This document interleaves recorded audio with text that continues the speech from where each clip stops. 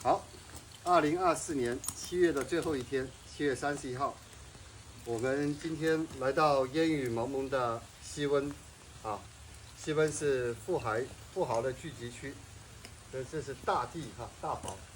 我们今天要处理3棵树哈，这是 BC 省最讨厌的树，叫 Poplar 杨树哈，很多柳絮。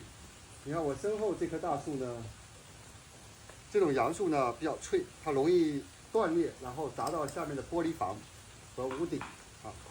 然后这棵树呢已经倾斜超过30度了，它倒下来说啊是会压到房子的。